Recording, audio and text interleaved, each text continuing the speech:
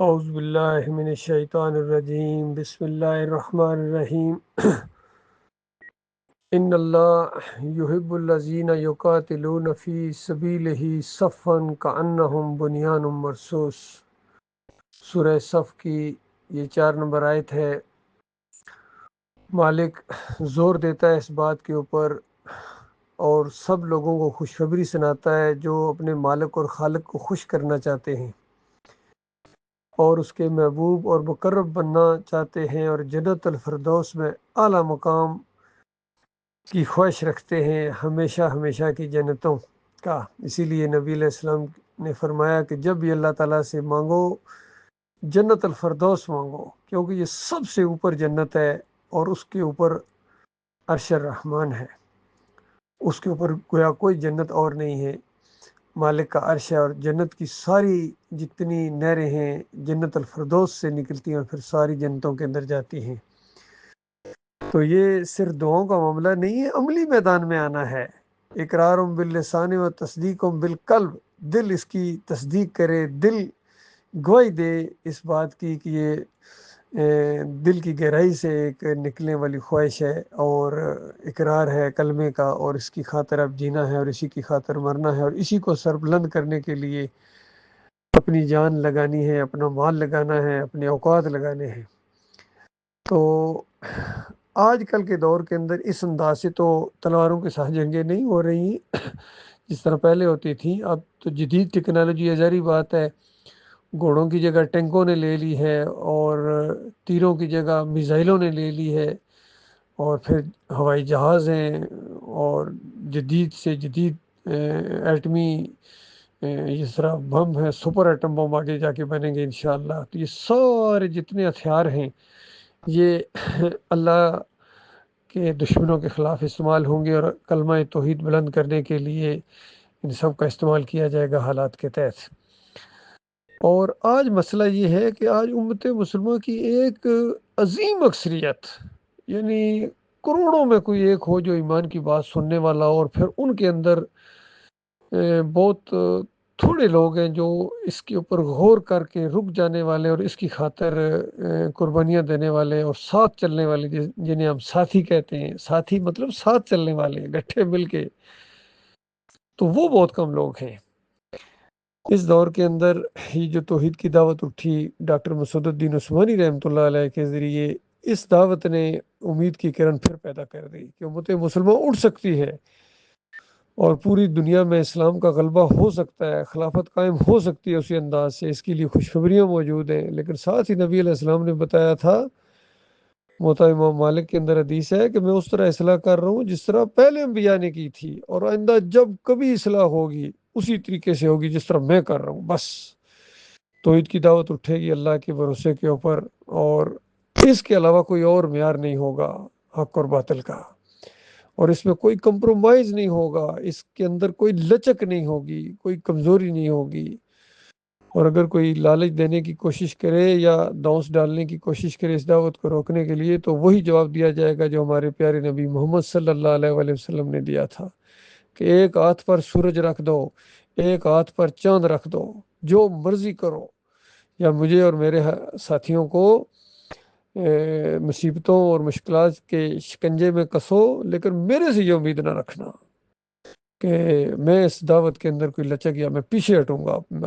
اب یا یہ دعوت غلبہ پکڑے گی یا میری جان جائے گی، بس جس طرح کہتا ہے نا، باپ مارے گا بیر ہے، یا میں نہیں یا شرک نہیں، اس انداز سے۔ تو اس انداز سے جو مومن آگے بڑھیں گے اور آپس میں مل کے ایک اجتماعیت اختیار کریں گے، یہ اللہ کے محبوب بندے ہیں، اور پھر یہ دعوت دیں گلیوں کے اندر، بازاروں کے اندر، اور چھتوں میں چڑھ کے جو موقع ملے انفرادی طور پر کسی سے بات کریں۔ یہی بات ہے کہ بھائیو سوچو، غور کرو، بات بگڑ گئی ہے اور عقیدے کے اندر خرابی آئی ہے۔ باقی تم نمازیں بھی پڑھتے ہو، روزے بھی رکھتے ہو، حج اور عمرہ ہے، کتنے کام کرتے ہو، لیکن ایمان کے اندر خرابی ہے۔ کوئی مسلک ایسا نہیں ہے، وہ بریلوی ہو، کہتے ہیں ہر جگہ نبی علیہ السلام حاضر ناظر ہیں، پکارو تو پہنچ جاتے ہیں۔ دیوبندیوں کے عقیدے دیکھیں، عقائد علماء دیوبند، وہ کتاب ہے، اس کے اندر کہتے ہیں قبروں سے فیض حاصل ہوتا ہے، ان کے وسیلے سے دعا مانگو تو قبول ہوتی ہے، قبروں میں زندہ ہیں، سنتے ہیں، دیکھتے ہیں، پہچانتے ہیں۔ سارا شرک قبر پرستی کا ان کی کتابوں کے اندر، چاہے وہ زکریا کی فضائل اعمال ہو یا ان کی بریلویوں کی فیضان سنت ہو یا صوفیوں کی ہر کتاب کے اندر شرک ہے. عبد القادر جیلانی کی کتابیں ہوں، محی الدین چشتی کی ہوں، مجدد الفسانی کے وہ خطوط ہوں، یا شاہ ولی اللہ کے پورا خاندان یہ تصوف کے اندر ڈوبا ہوا جس کی وکالت کرتے رہے ہیں پوری زندگی ڈاکٹر اسرار. تو یہ سارا جتنا شرک و کفر ہے پوری دنیا کے اندر، اس کے اوپر چوٹ ماری اس اللہ کے بندے ڈاکٹر مسددین عثمانی رحمۃ اللہ علیہ نے ایمان خالص کے اول کے دوم کے اندر نام لکھ دیے، ان کی کتابوں کے حوالے کے صفحے فوٹو دیے ہیں. دیکھو یہ ہیں تمہارے اکابرین جن پر ناز کرتے ہو اس تاریخ کے اوپر، یہ سیاہ ہے اور یہ کفر شرک کے دائی گزرے ہیں. باقی صحیح دین وہ ہے جو اللہ کے آخری نبی محمد صلی اللہ علیہ وسلم نے پیش کیا اور صحابہ اکرام نے قبول کیا اور اس راستے پر تابعین چلے ہیں، پھر تبع تابعین چلے ہیں. یہ صحیح دین ہے اصل. باقی بعد والوں نے جو عدم مچایا ہے، یہ آج جس طرح عرس اور میلے ہو رہے ہیں، یہ میلاد کے کیک کاٹے جا رہے ہیں، دین ایک تماشا بنا دیا انہوں نے. گھوڑے کی پوجا ہو رہی ہے، امام زامن گلے بازو پر باندھا ہوا ہے، تعویذ گلے میں باندھا ہوا ہے، اندازہ لگائیے. اور یہ حضرت صاحب دین اسلام کی نمائندگی کر رہے ہیں، قبروں پر جا کے سجدے کرتے ہیں، گنج شکر کے مزار کے اوپر جا کے عمران صاحب، اور مفتی محمود صاحب علوہ پڑھتے ہیں علی جویری کی قبر کے اوپر، اور پروفیسر غفور بری امام جا کے چادر چڑھاتے ہیں.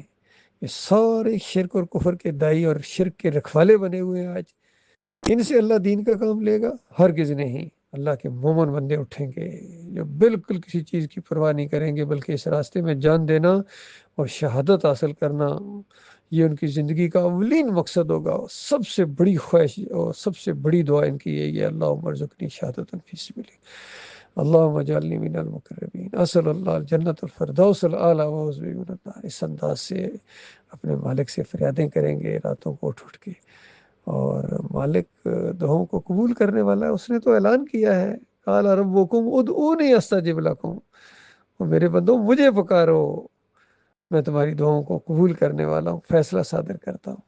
کہیں فرمایا قال ربکم ادعونی استجب لکم، تمہارا رب کہتا ہے مجھے پکارو، میں تمہاری پکاروں کا جواب دینے والا ہوں، فیصلہ کرتا ہوں. ان دوسروں کو پکارتے ہو، مردوں کو، لاشوں کو، ہڈیوں کو پکارتے ہو اور سمجھتے ہو داتائی دستگیری مشکل کشائی ہوگی. یہ چند دن پہلے جو سیلاب نے تباہیاں مچائی ہیں، اور ان کے باباؤں کو اور ان کے مزاروں کو اور ان کے مورتیوں کو اور گنبدوں کو اور مندروں کو اور ان کے پیروں کو، زندہ پیروں کو اور مردہ پیروں کو اس طرح بہا کے لے گیا ہے. اللہ کے غصے کو انہوں نے دعوت دی ہے شرک اور کفر کے ذریعے.